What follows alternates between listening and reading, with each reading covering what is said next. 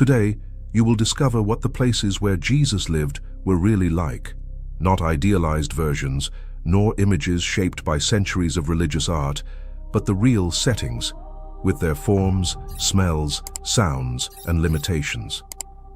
Throughout this video, you will see images that reveal where these places are today and understand why, after this, you will never imagine the life of Jesus in the same way again.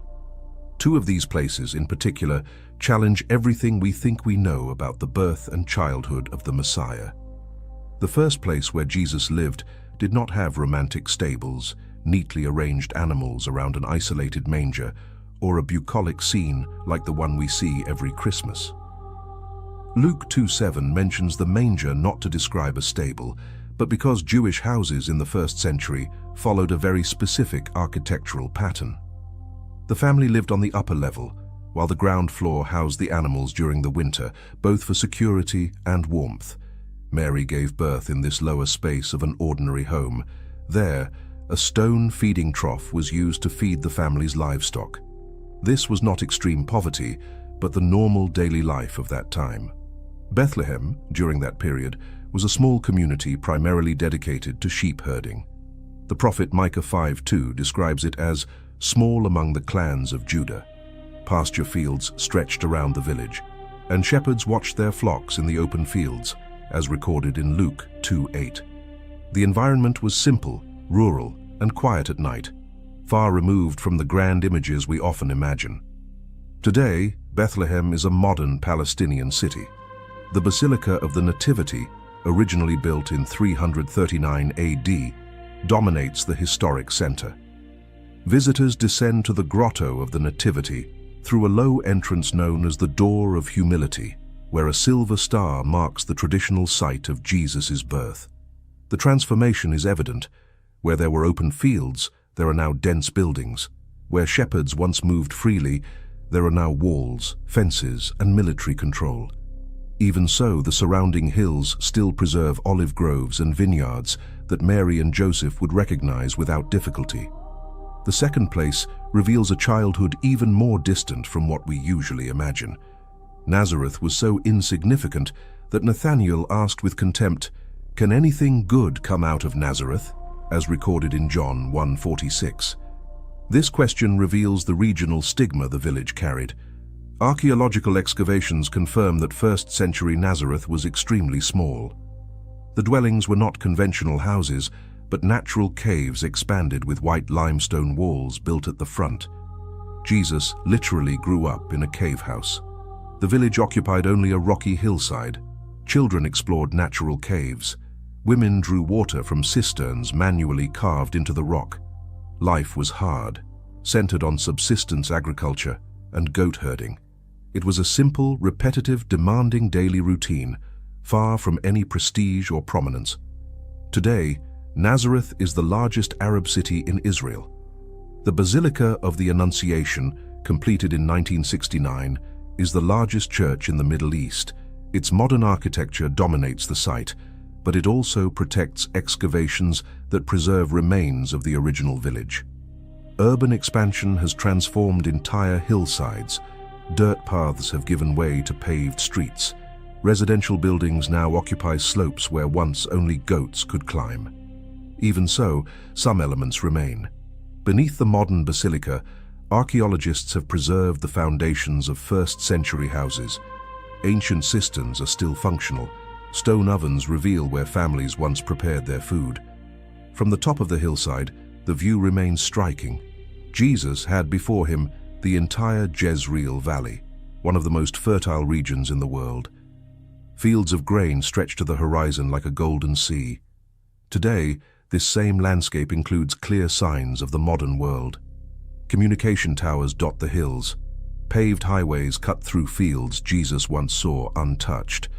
Tractors work where ox-drawn plows once passed. The Jezreel Valley remains extremely productive, but the methods have changed completely.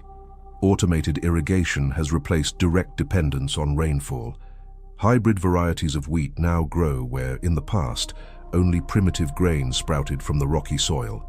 The agricultural landscape has changed, but the ground still holds deep memories. A recent discovery has reinforced this link between past and present. Archaeologists found remains of olive presses and wine presses in Nazareth, dating to the Roman period. This evidence confirms that the local economy went beyond simple subsistence.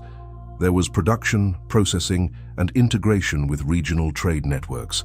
Nazareth was not wealthy, but it was not isolated from the world either.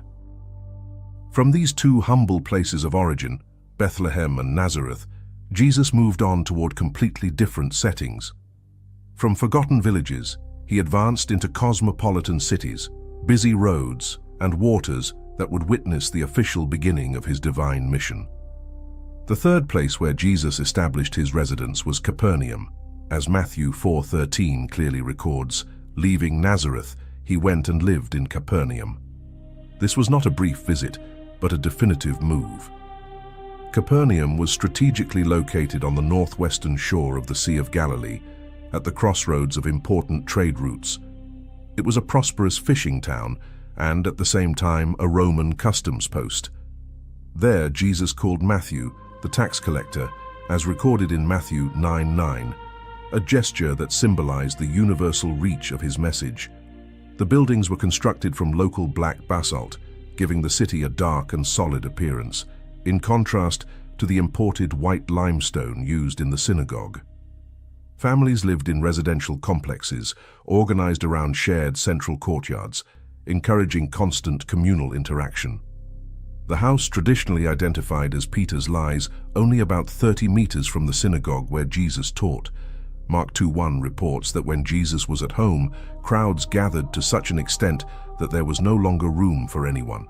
Capernaum was not merely a stop along the way, it was the true operational base of his ministry. Today, Capernaum is a collection of preserved ruins within an archaeological park.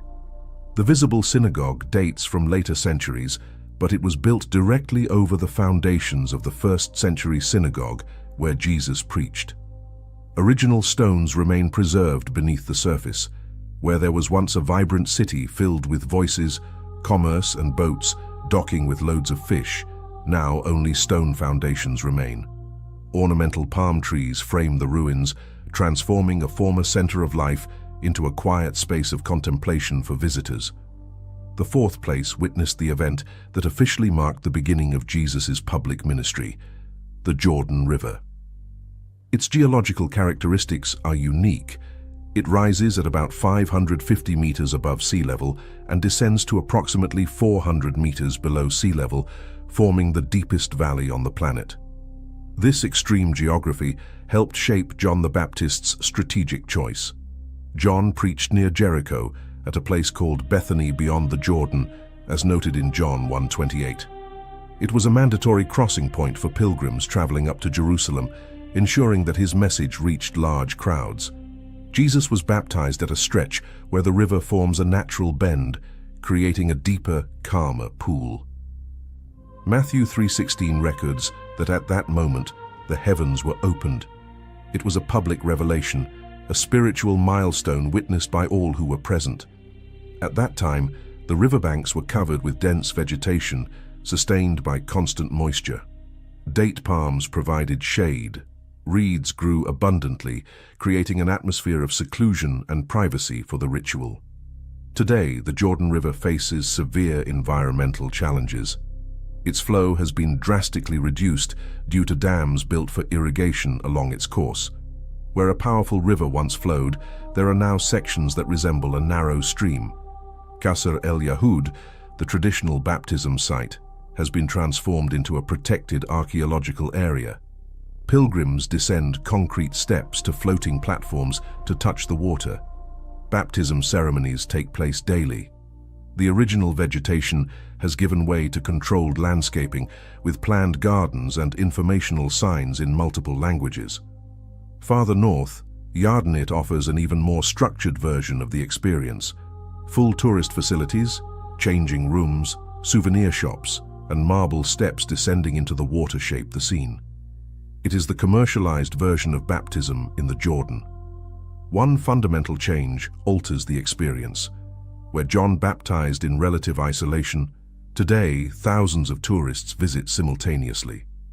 Where there was contemplative silence, there is now the constant murmur of organized groups.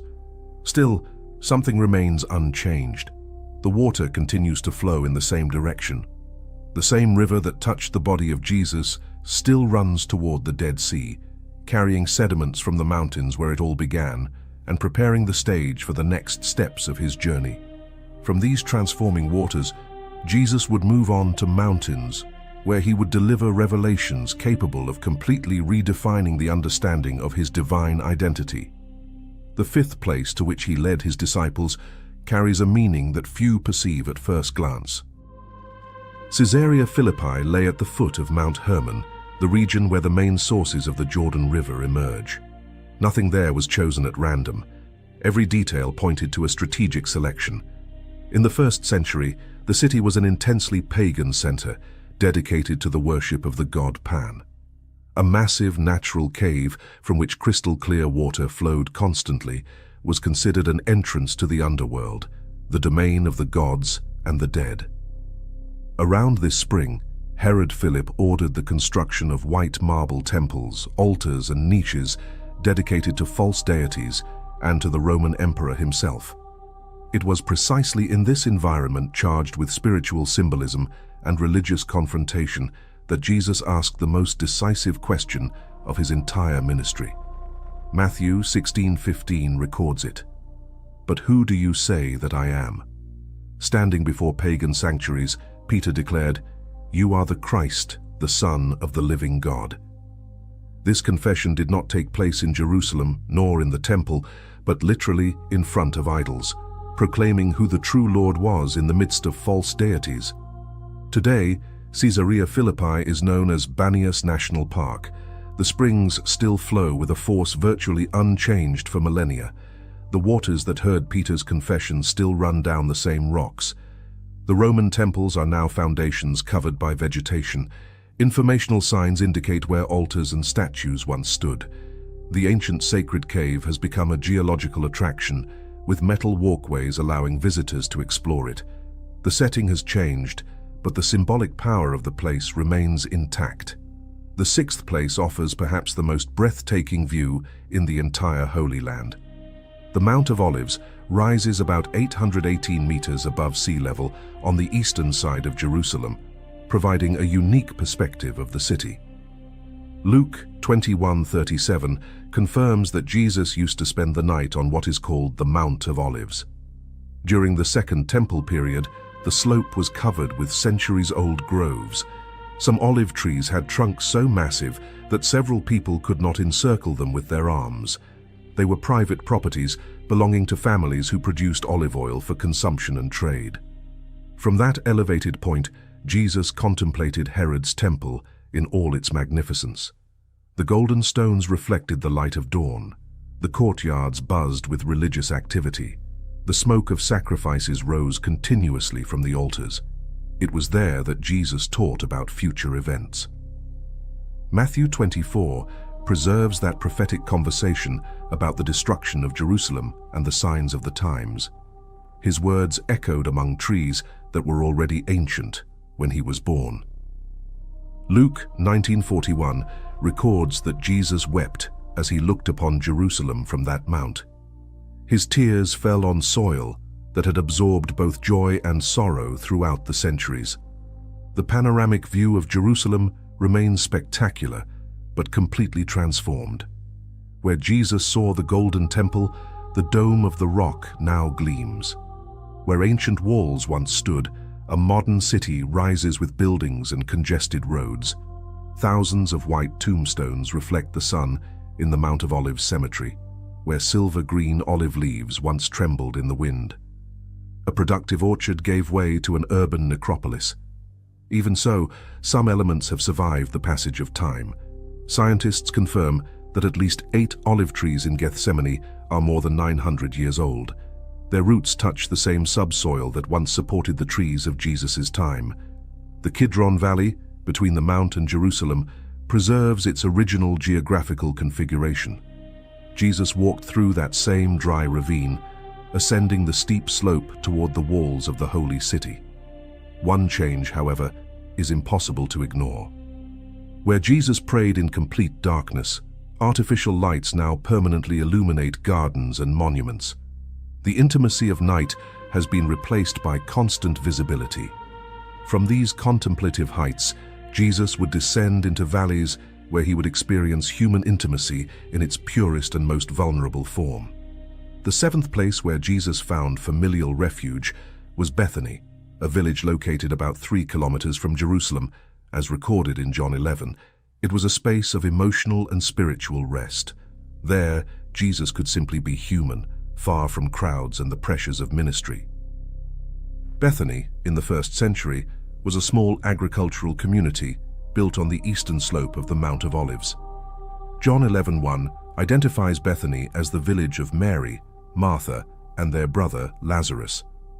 It was a simple community where families lived from agriculture and the raising of domestic animals. The residence of these siblings followed the typical Jewish architectural pattern of the 1st century. A main room equipped with bread ovens, small chambers intended for rest, and a subterranean cistern carved into the rock to store rainwater. A central courtyard served as a space for social interaction, food preparation, and daily domestic work. John 11:5 makes a rare and direct statement. Jesus loved Martha and her sister and Lazarus. This was not merely religious hospitality or cultural courtesy. It was a genuinely familial relationship.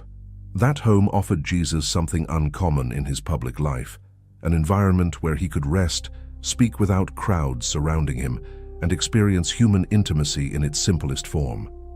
It was in this domestic setting that the most thoroughly documented resurrection in all of Scripture took place. John 11 preserves precise details. Lazarus had been dead for 4 days, buried according to Jewish customs, wrapped in burial cloths, and placed in a cave sealed with a large stone. The miracle did not happen in a temple, nor before religious authorities, but in front of the home of friends, amid tears, mourning, and hope that seemed completely lost. Today, Bethany is known as Al-Azariah, an Arabic name derived from Lazarus. It has become a Palestinian city that has expanded far beyond the original agricultural village. Modern buildings now occupy hills where only cultivated terraces once existed. The traditional tomb of Lazarus is accessed by a steep staircase that descends about 24 steps into an underground chamber. The environment is dark, narrow, and claustrophobic, exactly what a typical burial place of the period would have been like. Foundations of a 4th century Byzantine church mark the site traditionally associated with the house of Martha and Mary. Preserved mosaics display early Christian symbols, showing that from the earliest centuries, this place was remembered as a setting of life, friendship, and resurrection. The urban transformation is evident.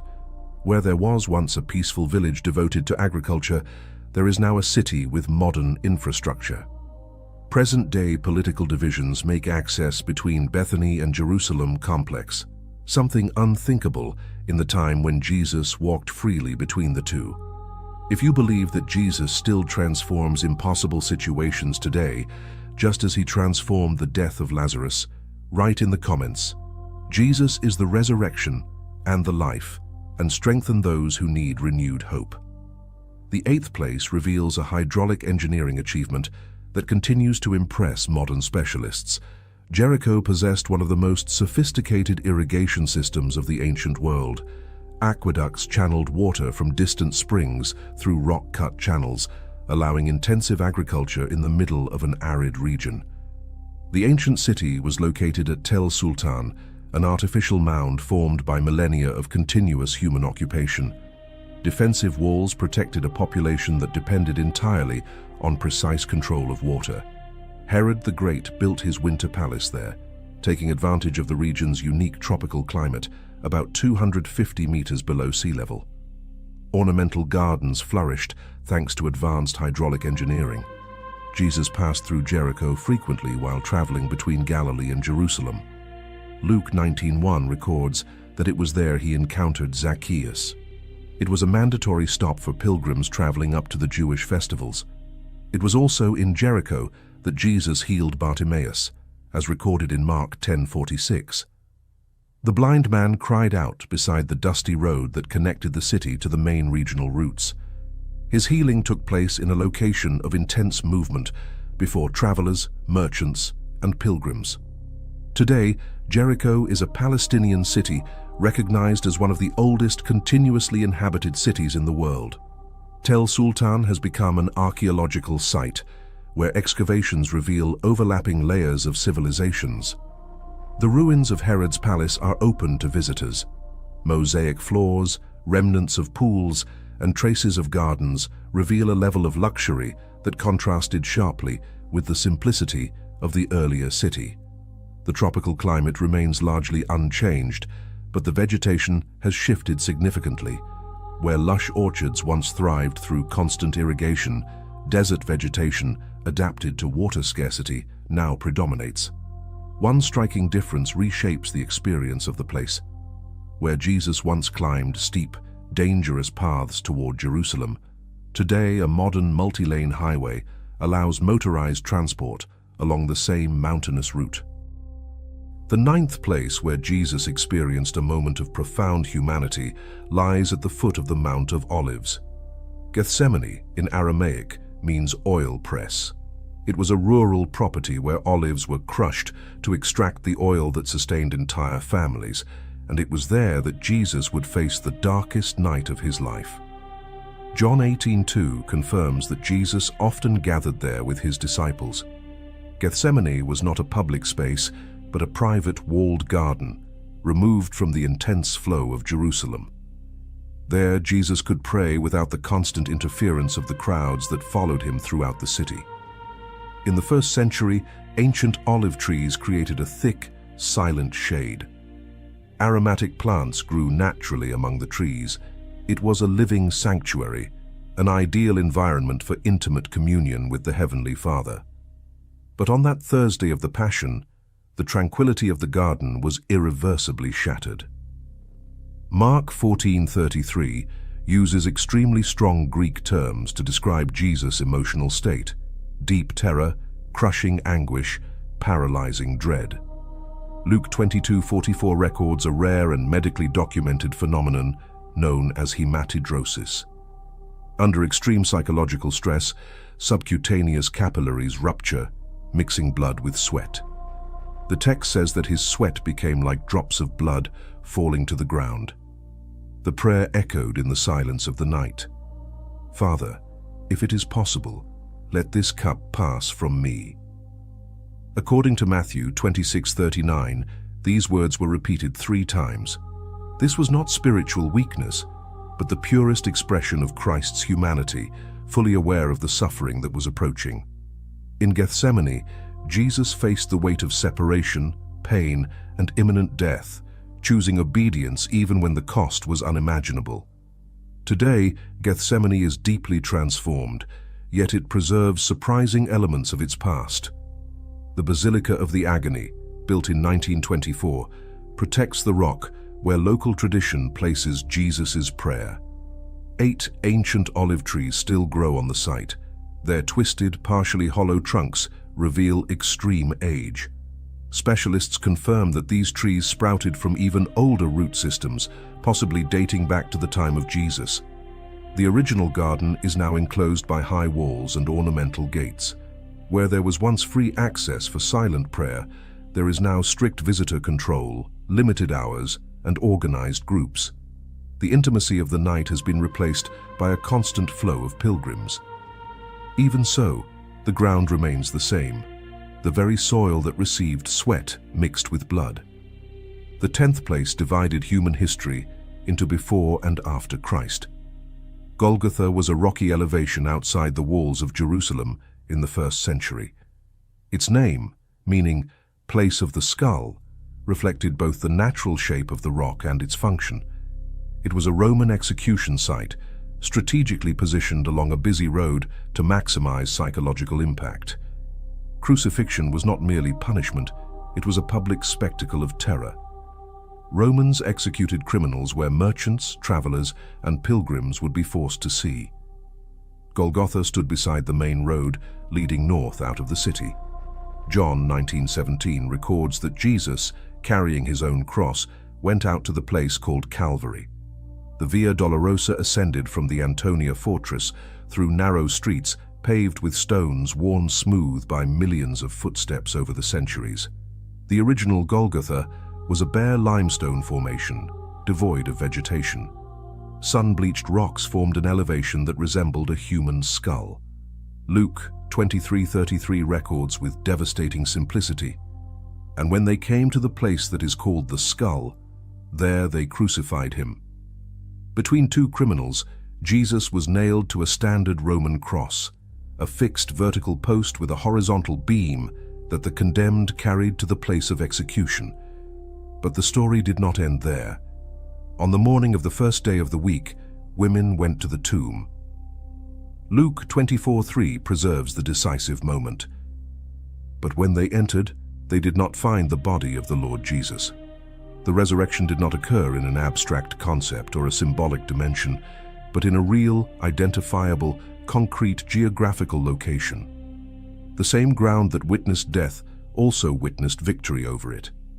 Today, Golgotha and the Holy Sepulchre are enclosed within the Church of the Holy Sepulchre, originally built by order of Emperor Constantine in the 4th century.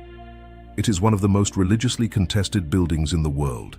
6 Christian denominations share administration of the complex in a delicate balance: Greek Orthodox, Roman Catholic, Armenian Orthodox, Coptic, Syriac, and Ethiopian. Each group controls specific areas according to an ancient agreement. The traditional site of the crucifixion occupies the upper level of the church. A silver star marks the spot where, according to tradition, the cross was raised. Pilgrims touch the metal covering that protects the original rock, still partially visible. Beneath layers of marble, candles, and incense, the same stone remains, the stone upon which history was redefined. From Bethlehem to Calvary, from Nazareth to the resurrection, the places have changed. Cities have grown, walls have been built, empires have fallen. But the real settings of Jesus' life are still there, silent, preserved, testifying that what transformed the world happened in real spaces, on real ground, in the real time of human history. The tomb lies at the center of the main rotunda, about 40 meters below the monumental dome. At the heart of this space stands the edicule, a small marble structure recently restored after centuries of wear, conflict, and renovation. It encloses the original burial chamber, the place where Jesus' body was hastily laid before sunset. Access to the interior is strictly controlled. Long lines form throughout the day. Each visitor is given only a few seconds inside. Silence, tears, whispered prayers. Everyone knows they are standing before a unique point in human history. Among the 10 places where Jesus physically lived, this is the only one that carries an explicit promise of not being the end. Houses, villages, mountains, rivers, and gardens witnessed his life. This place witnessed something that transcends death itself. The tomb is empty, not as a symbol, but as a declaration. The resurrection did not conclude the story, it began it. The one who rose here promised to return. And when that happens, the places we now preserve as memory will no longer be merely archaeological records or pilgrimage destinations. They will become present realities once again. What is now remembrance will be fulfillment. What is now faith will be sight. If you believe this, write in the comments now. Jesus is coming back. May God bless you, and I'll see you soon.